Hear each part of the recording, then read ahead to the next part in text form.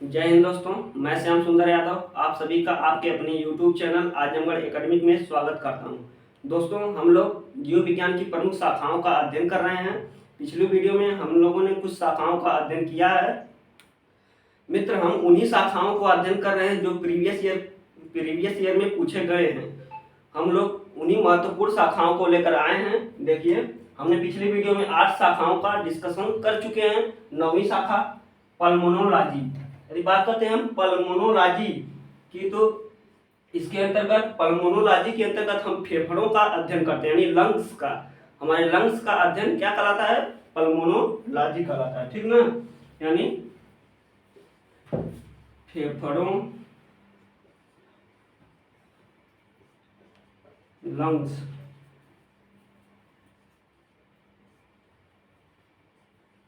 का अध्ययन, यानी फेफड़ों का अध्ययन पल्मोनोलॉजी कहलाता है। फेफड़ों का अध्ययन पल्मोनोलॉजी कहलाता है, ठीक ना। आइए आगे देखते हैं ऑस्टियोलॉजी।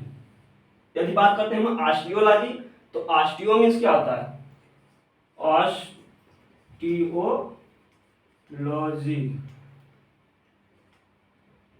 ऑस्टियोलॉजी, ठीक ना। ऑस्टियो मीन्स होता है बोन्स, बोन, ठीक ना। Osteo means bones, bones means हड्डी, बोन्स मीन्स हड्डी। लॉजी मीन्स आप जानते हैं अध्ययन होता है, ठीक। तो ऑस्टियोलॉजी के अंदर हम क्या करते हैं? हड्डियों का अध्ययन क्या कहलाता है? ऑस्टियोलॉजी कहलाता है, ठीक ना। हड्डियों का अध्ययन ऑस्टियोलॉजी कहलाता है। तो हम कह सकते हैं कि हड्डियों का अध्ययन ऑस्टियोलॉजी, ऑस्टियोलॉजी के अंतर्गत हम लोग हड्डियों का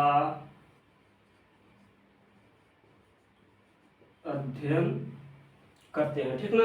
ऑस्टियोलॉजी, अरे हड्डियों का अध्ययन ऑस्टियोलॉजी, फेफड़ों का अध्ययन पल्मोनोलॉजी कहलाता है, ठीक ना। आइए आगे देखते हैं। यदि बात करते हैं हम मायोलॉजी की, मायोलॉजी के अंतर्गत हम मांसपेशियों का अध्ययन करते हैं। मांसपेशियों का अध्ययन क्या कहलाता है? मायोलॉजी कहलाता है, ठीक ना। यानी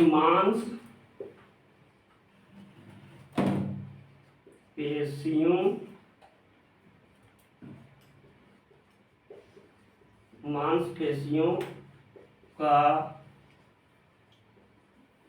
अध्ययन, यानी मांसपेशियों का अध्ययन मायोलॉजी कहलाता है, ठीक ना। यदि बात करते हैं ओडोंटोलॉजी की, ओडोंटोलॉजी के अंतर्गत हम दांतों का अध्ययन करते हैं, यानी दांतों का अध्ययन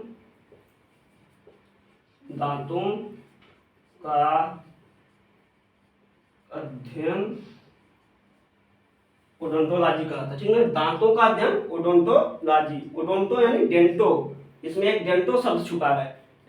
डेंटोलॉजी, डेंटो एक डेंटोलॉजिस्ट होता है, यानी दांतों के डॉक्टर को डेंटोलॉजिस्ट कहते हैं और दांतों के अध्ययन को ओडोंटोलॉजी कहते हैं, ठीक ना। इसी से आप रिलेट करिएगा, यानी ओडोंटो को डेंटोलॉजिस्ट से रिलेट करेंगे तो आप लोगों को याद करने में आसानी होगी। यानी दांतों का अध्ययन ओडोंटोलॉजी, दांतों के डॉक्टर को डेंटोलॉजिस्ट कहते हैं, ठीक ना। आज बात करते हैं हीमेटोलॉजी की। हीमेटोलॉजी, यानी हीमेटोलॉजी के अंतर्गत हम रक्त का अध्ययन करते हैं। रक्त यानी ब्लड का अध्ययन, ब्लड का अध्ययन क्या कहलाता है? हीमेटोलॉजी। हीमेटोलॉजी में देखिए एक हीमेटोलॉजी में हीम शब्द छुपा है। रक्त में, हमारे रक्त में हीमोग्लोबिन पाया जाता है, उसी से आप लोग रिलेट करिएगा। हीमेटोलॉजी यानी ब्लड का अध्ययन, हीमेटोलॉजी यानी जिसमें हमारे ब्लड में हीमोग्लोबिन पाया जाता है। हीमोग्लोबिन से हीमेटोलॉजी को रिलेट करिएगा। हीमेटोलॉजी में हम लोग ब्लड का अध्ययन करते हैं, ठीक ना। ब्लड का अध्ययन हीमेटोलॉजी में हीमोग्लोबिन मिलता है, यानी ब्लड में हीमोग्लोबिन मिलता है, उसी से आप लोग रिलेट करिएगा कि ह से हीमोग्लोबिन, ह से हीमोग्लोबिन, ह से हीमेटोलॉजी, ह से हीमोग्लोबिन, ह से हीमेटोलॉजी, यानी ब्लड के अध्ययन को हीमेटोलॉजी कहा जाता है। ठीक ना। यदि बात करते हैं ऑर्निथोलॉजी की, ऑर्निथोलॉजी यानी पक्षियों का अध्ययन, इसके अंतर्गत हम लोग पक्षियों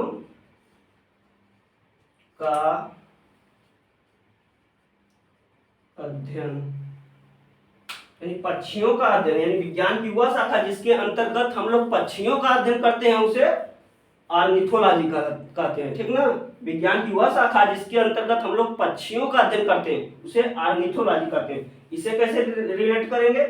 ऑर्निथोलॉजी, ऑर्निथोलॉजी यानी उड़निथोलॉजी, ऑर्निथोलॉजी मतलब उड़निथोलॉजी से आप लोग रिलेट करिएगा। उड़निथोलॉजी यानी उड़ता कौन है? पक्षियां उड़ती हैं। ऑर्निथोलॉजी यानी उड़निथोलॉजी, यानी ऑर्निथोलॉजी मतलब उड़निथोलॉजी यानी पक्षियों का अध्ययन ऑर्निथोलॉजी कहलाता है, यानी उड़निथोलॉजी यानी उड़ता कौन है? पक्षियां उड़ती हैं। इसी से आप लोग रिलेट करके पढ़िएगा। इन पक्षियों का अध्ययन ऑर्निथोलॉजी कहलाता है। ठीक ना। यदि बात करते हैं हम इक्थियोलॉजी की, इक्थियोलॉजी यानी मछलियों का अध्ययन, इसके अंतर्गत हम लोग मछलियों का अध्ययन, मछलियों का अध्ययन क्या कहलाता है? इक्थियोलॉजी कहलाता है। ठीक ना। मछलियों का अध्ययन इक्थियोलॉजी कहलाता है। ठीक। यदि बात करते हैं ओफियोलॉजी की, ओफियोलॉजी, ओफियोलॉजी के अंतर्गत हम सर्पों का अध्ययन करते हैं, सर्पों का अध्ययन, सर्पों का अध्ययन ओफियोलॉजी कहलाता है। ठीक ना। यदि बात करते हैं फेफड़ों का अध्ययन, पल्मोनोलॉजी, फेफड़ों का अध्ययन पल्मोनोलॉजी, हड्डियों का अध्ययन ऑस्टियोलॉजी, हड्डियों का अध्ययन ऑस्टियोलॉजी, मांसपेशियों का अध्ययन मायोलॉजी, मांसपेशियों का अध्ययन मायोलॉजी, दांतों का अध्ययन ओडोंटोलॉजी, दांतों का अध्ययन ओडोंटोलॉजी, रक्त यानी ब्लड का अध्ययन हीमेटोलॉजी। ध्यान दीजिएगा, हीमेटोलॉजी कल दो ब्रांचेज को हमने इसी से मिलता जुलता पढ़ाए थे। एक था हिपैटोलॉजी, एक था हिपैटोलॉजी जिसके अंतर्गत हम लोग क्या हृदय का अध्ययन करते हैं, नहीं सॉरी लीवर का अध्ययन करते हैं। एक हिपैटोलॉजी, उस हिपैटोलॉजी के अंतर्गत लीवर का अध्ययन करते हैं। एक था हिस्टोलॉजी, हिस्टोलॉजी के अंतर्गत हम ऊतकों का अध्ययन करते हैं। यह है हीमेटोलॉजी, यह है हीमेटोलॉजी, इसके अंतर्गत हम ब्लड का अध्ययन करते हैं। हिपैटोलॉजी के अंतर्गत हम लोग लीवर का अध्ययन करते हैं। हिस्टोलॉजी के अंतर्गत हम लोग ऊतकों का अध्ययन करते हैं। ये तीनों ध्यान में रखिएगा, क्योंकि जब एग्जामिनर क्वेश्चन बनाता है तो तीनों एक ही ऑप्शन में दे देता है, यानी चारों ऑप्शन में से तीनों जरूर देता है, जिससे हम लोगों को बहुत ही ज्यादा कंफ्यूजन बनती है। तो आप लोग इसे ध्यान में रखिएगा कि हीमेटोलॉजी के अंतर्गत ब्लड का अध्ययन, हिपैटोलॉजी के अंतर्गत लीवर का अध्ययन और हिस्टोलॉजी के अंतर्गत ऊतकों का अध्ययन करते हैं। ठीक ना। बात करते हैं पक्षियों का अध्ययन ऑर्निथोलॉजी कहलाता है, पक्षियों का अध्ययन ऑर्निथोलॉजी कहलाता है। मछलियों का अध्ययन इक्थियोलॉजी कहलाता है, मछलियों का अध्ययन इक्थियोलॉजी कहलाता है। सर्पों का अध्ययन ओफियोलॉजी कहलाता है। ठीक ना। आप लोग से नोट कर लीजिए।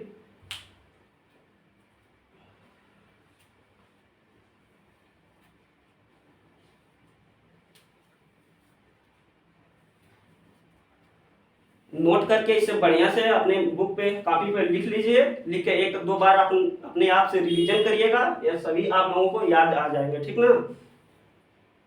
और इसके आगे भी कई ब्रांचेज हैं, उसको आइए उसको देखते हैं।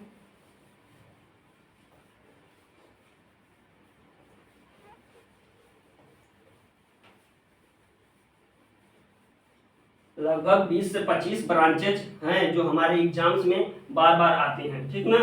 उन्हीं का सिर्फ हम लोगों को अध्ययन करना है, और वैसे तो बहुत हैं लेकिन उन सबका अध्ययन नहीं करना, जो हमारे एग्जाम्स में आते हैं हम लोग उसी का सिर्फ अध्ययन करेंगे। ठीक ना। ठीक है, आइए देखिए कुछ अन्य जीव विज्ञान की प्रमुख शाखाएं। ठीक ना। आज बात करते हैं हम एंटोमोलॉजी की, एंटोमोलॉजी, एंटोमोलॉजी, एंटोमो मतलब आंट, एंटोमोलॉजी आंट, आंट मतलब चीटी, आंट मतलब चीटी, यानी कीटों का अध्ययन, कीटों का अध्ययन, कीटों का अध्ययन, यानी कीटों का अध्ययन एंटोमोलॉजी कहलाता है। कीटों का अध्ययन एंटोमोलॉजी कहलाता है, ठीक ना। यदि बात करते हैं डेंड्रोलॉजी के अंतर्गत, डेंड्रोलॉजी के अंतर्गत हम वृक्षों या झाड़ियों का अध्ययन करते हैं। झाड़ियों का अध्ययन, यानी वृक्षों या झाड़ियों का अध्ययन क्या कहलाता है? डेंड्रोलॉजी कहलाता है। वृक्षों या झाड़ियों का अध्ययन डेंड्रोलॉजी, और कीटों का अध्ययन एंटोमोलॉजी। कीटों का अध्ययन एंटोमोलॉजी, ठीक ना। यदि बात करते हैं सेरोलॉजी की, सेरोलॉजी के अंतर्गत हम छिपकलियों का अध्ययन करते हैं। छिपकलियों का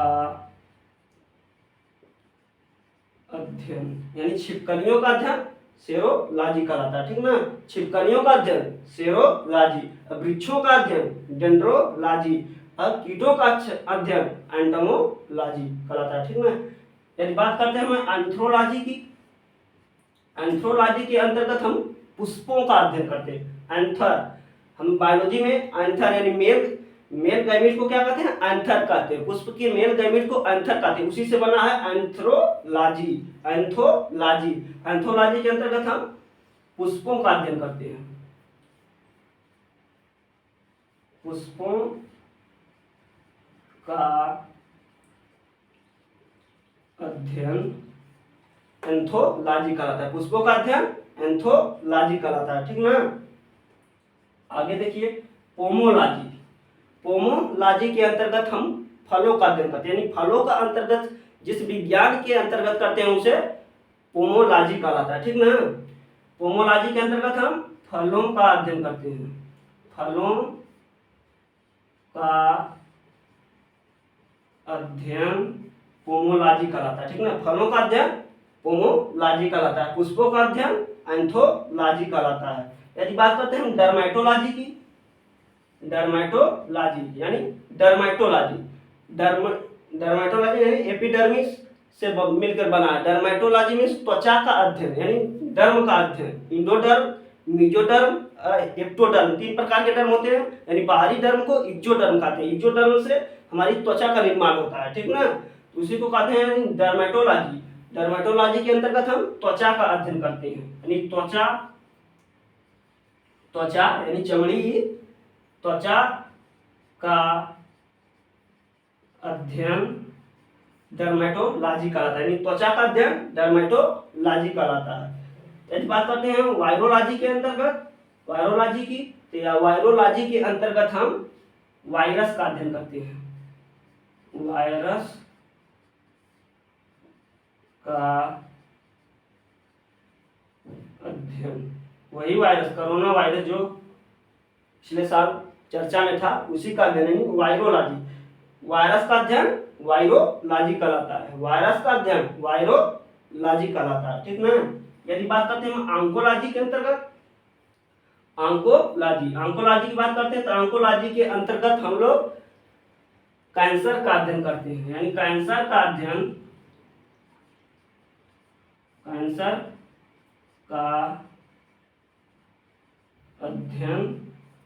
ऑन्कोलॉजी कहलाता है, यानी कैंसर का अध्ययन ऑन्कोलॉजी कहलाता है। कैंसर का अध्ययन ऑन्कोलॉजी कहलाता है। ऑन्कोलॉजी मतलब कैंसरस, हमारे शरीर में एक कैंसरस जीन होता है, वो सभी के शरीर में ऑन्कोजीन नामक एक जीन होता है, जिसका नाम ऑन्कोजीन होता है, ठीक ना। वह हमारे शरीर में नॉन फंक्शनल होता है, यानी वह निष्क्रिय रूप से होता है। जब वह किसी बाहरी आघात के द्वारा जब वो फंक्शनल हो जाता है, तो उसमें उनकी सेल्स में बहुत ज़्यादा मल्टीप्लिकेशन होने लगता है, इसीलिए हम लोगों के अंदर कैंसर का वो फॉर्मेशन कर लेता है, ठीक ना। उसी को हम कहते हैं कैंसर का अध्ययन ऑन्कोलॉजी कहलाता है, ठीक ना। आप लोग इसे नोट कर लीजिए।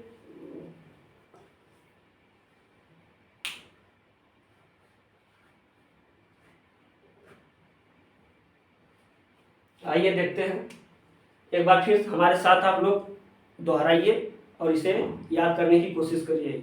ऐसा करिए कि एक क्लास में ही याद हो जाए। बाद में एग्जाम टाइम में इसे नोट कर लीजिएगा, एग्जाम टाइम में इसे एक बार रिवीजन कर लीजिएगा, या आपका क्वेश्चन नहीं रुकेगा, ठीक ना।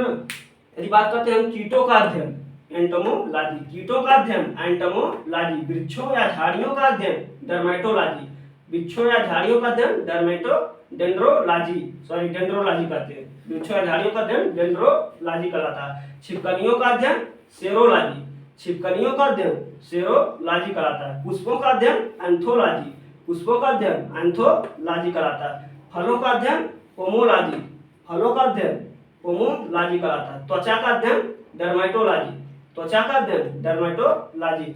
वायरस का अध्ययन वायरोलॉजी, वायरस का अध्ययन वायरोलॉजी। कैंसर का अध्ययन ऑन्कोलॉजी। ठीक ना दोस्तों, उम्मीद करते हैं आप लोगों को बहुत अच्छे तरीके से समझ में आया होगा। ठीक ना, आज के लिए बस इतना ही, धन्यवाद।